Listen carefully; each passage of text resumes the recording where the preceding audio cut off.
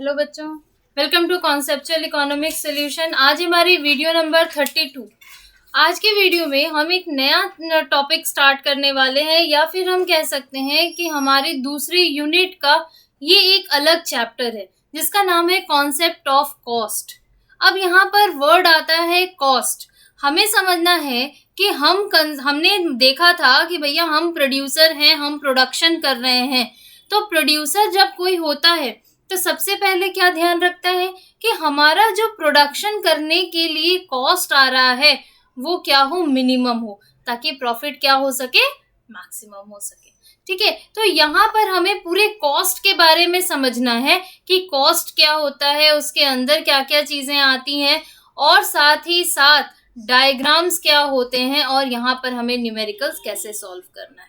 तो whole soul क्या है बच्चों कि यहाँ ये चैप्टर आपके लिए बहुत इंपॉर्टेंट होने वाला है, इसके एक भी क्लास को आप मिस मत करिएगा।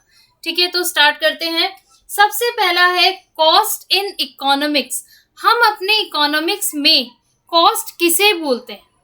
ठीक है, ऐसे तो हम लोग बोलते हैं कि भैया ये मार्कर मैंने बनाया, इस मार्कर को बनाने में 8 रुपए लगे, मैं मार्केट में अब इसे 10 रुपए में बेचूंगा, 2 रुपए प्रॉफिट कमाऊंगा। तो जो 8 रुपए हुए वो मेरा क्या हुआ, कॉस्ट हुआ। लेकिन अब यहाँ पर हमें उसे थोड़ा सा डेप्थ में पढ़ना है कि आखिर ये 8 रुपए लगे तो वो किस किस चीजों में बट करके लगे हैं, कहाँ कहाँ पर से ये कॉस्ट मिल करके 8 रुपए हमारा बना है। तो स्टार्ट करते हैं। Cost in economics. सबसे पहले हमें ये समझना है कि इकोनॉमिक्स में कॉस्ट का मतलब क्या होता है।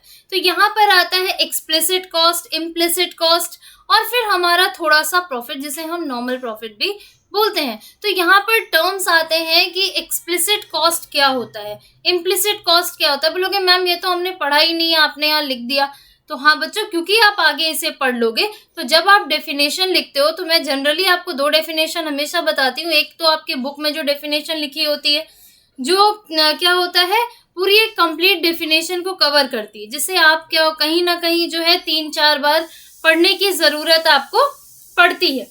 ठीक है, जब आपको 3-4 बार इसे पढ़ने की जरूरत पड़ती है, दैट मीन्स क्या हुआ कि वो कहीं ना कहीं आप लर्न भी कर रहे हो। लेकिन अगर मान लो कि आप एट ए टाइम जब लिखना है तो भूल गए, तो क्या करोगे? तो आपको दिमाग में है कि नहीं, मैं हमें यहाँ पर पढ़ा था explicit plus implicit plus normal profit is equals to भी हमारा क्या होता है, कॉस्ट ही होता है। तो 1 मार्क्स में आप उसे भी डाल सकते हो।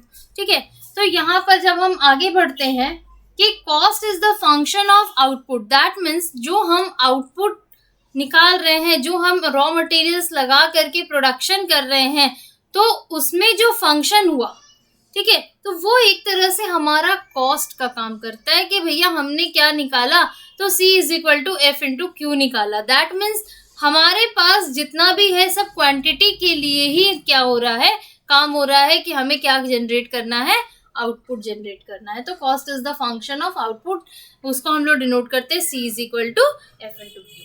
देखो यहाँ पर फंक्शन हो रहा है, F इंटू भी नहीं बोलेंगे हम लोग, ब्रैकेट में Q को रखते हैं, क्योंकि कंप्लीटली जब हमारा आउटपुट होता है उसी से हम लोग कॉस्ट को देखते हैं। अब देखो आते हैं बुक के डेफिनेशन में। Cost refers to expenditure incurred on the factor inputs as well as non factor inputs. हमने कहा factor inputs as well as non factor, that means factor भी है इसमें और नॉन फैक्टर इनपुट्स को भी क्या किया जा रहा है, इंक्लूड किया जा रहा है। यूटिलाइज इन द प्रोडक्शन में यूटिलाइज हो रहे of goods and services. That means जब हम प्रोडक्शन कर रहे हैं तो हमारे पास गुड्स एंड सर्विसेज ही तो बन के आएंगी। तो यहाँ पर जब हम बात करते हैं फैक्टर इनपुट्स की, तो फैक्टर इनपुट्स में हमारे क्या क्या आते हैं, लैंड, लेबर, कैपिटल और एंटरप्रेन्योर। दैट मीन्स हम ये 4 चीजें लगाते हैं जिसके लिए हमें इन्वेस्ट करना पड़ता है। दैट मीन्स हम यहाँ पर पैसा लगा रहे हैं। ठीक है, लैंड के लिए हम रेंट पे करते हैं, लेबर को वेजेस देते हैं। ठीक है, साथ ही साथ हमें क्या करना है, कैपिटल के लिए इंटरेस्ट, और एंटरप्रेन्योर जो होगा, जो अपना पैसा लगा रहा है उसके बदले वो प्रॉफिट चाहेगा। ठीक है, नॉन फैक्टर में क्या आ जाता है कि जो हमारे रॉ मटेरियल्स हैं, इलेक्ट्रिसिटी है, ट्रांसपोर्टेशन है, हम इसके लिए भी पैसा लगा रहे हैं। ऐसा नहीं कि हम इसके लिए पैसा नहीं लगा रहे, हम रॉ मटेरियल्स भी खरीद रहे हैं, हम इलेक्ट्रिसिटी का बिल भी पे कर रहे हैं, हम यहाँ पर ट्रांसपोर्टेशन के चार्जेस भी देते हैं। बट फिर आपने कहा कि मैम फिर दोनों जगह आपने अमाउंट को बताया क्यों, जब दोनों ही जगह लगा रहे हैं? तो उसका रीजन देखो क्या है। हम मान लो प्रोडक्शन कर रहे हैं, ठीक है, हमने प्रोडक्शन किया इस मार्कर का, इस मार्कर के प्रोडक्शन के लिए हमने एक लैंड जो है वो लीज पर ली हुई है, ठीक है, या फिर 3-4 रूम का एक जो है छोटा सा अपार्टमेंट टाइप का है, उसे हमने क्या किया हुआ है, फ्लैट टाइप का, उसे हमने क्या किया है, लिया हुआ है भाड़े पे। तो मान लो कि अगर हमारा प्रोडक्शन नहीं होता है, तो अगर हमारा प्रोडक्शन नहीं होता है तो क्या हमें रेंट पे करना पड़ेगा? बोलोगे एकदम करना पड़ेगा मैम। लेकिन अगर प्रोडक्शन नहीं होता है तो क्या रॉ मटेरियल यूज होगा? बिल्कुल नहीं होगा। बोलोगे मैम प्रोडक्शन ही नहीं हुआ तो रॉ मटेरियल कहाँ यूज करेंगे? तो वही बात है बच्चों, इसीलिए हमने यहाँ पर अमाउंट को मेंशन किया है कि यहाँ जो आपके ये कॉस्ट है, फैक्टर इनपुट्स जो लग रहे हैं वो आपके क्या हो जाते हैं, फिक्स कॉस्ट हो जाते हैं, ठीक है, जो आपका खर्चा लगेगा ही लगेगा। लेकिन रॉ मटेरियल, इलेक्ट्रिसिटी, ट्रांसपोर्टेशन तभी लगेगा जब आपका प्रोडक्शन हो रहा है। दैट मीन्स ये खर्चे जो होते हैं वो वेरिएबल होते हैं। अब इसे हम लोग और डेप्थ में आगे पढ़ेंगे, इसे आप एज यूजुअल कॉपी कर लेना। Concept related to cost of production, production से related, so cost of production से रिलेटेड कुछ कॉन्सेप्ट होते हैं। दैट मीन्स बहुत सारे पॉइंट्स होते हैं, बहुत सारे जो टॉपिक्स होते हैं उसको इसके अंदर में इंक्लूड किया जाता है कि क्या क्या इसके अंदर आता है। जैसे हमने एक्सप्लिसिट इम्प्लिसिट पढ़ा था, तो उसी का एक्सप्लेनेशन यहाँ देखेंगे। देखो कैश पेमेंट, सबसे पहले एक्सप्लिसिट मतलब क्या हो गया, हम किसी दूसरे पर्सन को क्या कर रहे हैं, पे कर रहे हैं। हमने जब लैंड लिया था, जमीन ली, रूम लिया, तो उसके लिए हमने रेंट पे किया, तो मेरे जो सामने वाला पर्सन है मैं उसी को तो पे करूंगा। दैट मीन्स दूसरे पर्सन को जब हम पे कर रहे हैं, किसी एक्स पर्सन को, किसी दूसरे को जब हम अमाउंट पे कर रहे हैं तो वो हमारा एक्सप्लिसिट कॉस्ट हो जाता है। Cost payment made by the firm, firm made करती है टू, यहाँ पर मैंने टू को राउंड किया है, क्यों किया है, क्योंकि दूसरे को हम पे कर रहे हैं to the outsider for the purchase. हम परचेज करते हैं और हायर, या तो हम खरीद रहे हैं या फिर हम हायर कर रहे हैं ऑफ गुड्स एंड सर्विसेज, या तो गुड्स लेते हैं या तो सर्विस लेते हैं किसी भी चीज के लिए। जैसे हमने वेजेस दिए लेबर को, रेंट दिया लैंडलॉर्ड को, इंटरेस्ट दिया लोन के बदले, ठीक है।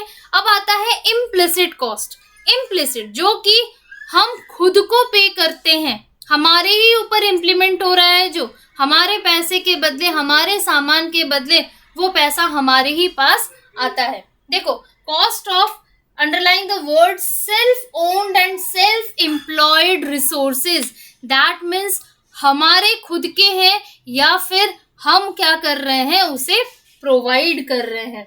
Resources by the firm, example rent of entrepreneurs own land, मेरी खुद की जमीन खाली पड़ी है, मैंने वहीं पर अपना सेटअप बैठा दिया तो मैं खुद को ही रेंट दूंगी।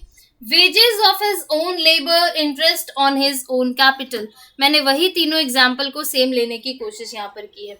Total cost is equal to explicit plus implicit. जब आप आगे पढ़ोगे तो आप पढ़ोगे TC is equal to TFC plus TVC, तो वही बात तो हुआ जब मैंने यहाँ पर इसे कहा रॉ मटेरियल को कि ये हमारा वेरिएबल कॉस्ट है, ये हमारा फिक्स कॉस्ट है, ठीक है, ये हमारा फिक्स कॉस्ट है। तो हमने यहाँ पर लिखा है एक्सप्लिसिट प्लस इम्प्लिसिट, इसे हम ऐसे भी लिख सकते हैं TC is equal to total fix cost plus total variable cost. ये लिखना भी गलत नहीं होगा, आप ऐसे भी लिख के रख लो और करके कि टोटल कॉस्ट जो होता है वो explicit plus implicit, that means जितना हमारा फिक्स खर्चा हुआ वो और जितना हमारा वेरिएबल खर्चा होता है वो दोनों को जब हम ऐड कर देते हैं तो हमारा टोटल खर्चा निकल करके सामने आता है। अपॉर्चुनिटी कॉस्ट, अपॉर्चुनिटी कॉस्ट हम लोग पीपीसी में भी पढ़े होंगे कि पीपीसी जब हम कर रहे थे तो next best alternative use, that means हमारे पास में नेक्स्ट बेस्ट क्या है उसे ही हम बोलते हैं अपॉर्चुनिटी कॉस्ट। इसका अदर नेम है ऑल्टरनेटिव कॉस्ट या फिर ट्रांसफर अर्निंग, ठीक है। तो ये सारे यहाँ पर हमारे पास में कुछ कॉन्सेप्ट थे, कॉस्ट का मीनिंग हमने देखा। आगे की क्लास में हम कुछ और कॉन्सेप्ट को देखेंगे क्योंकि ये इतने ही कॉन्सेप्ट नहीं होते हैं, और भी कॉन्सेप्ट है साथ ही फिक्स कॉस्ट, वेरिएबल कॉस्ट, ये सारे के हम यहाँ पर डीलिंग्स को भी देखेंगे। ठीक है, तब तक के लिए क्या करना है आपको, अगर कुछ प्रॉब्लम हुई होगी तो कमेंट बॉक्स में लिख करके हमें बताना है।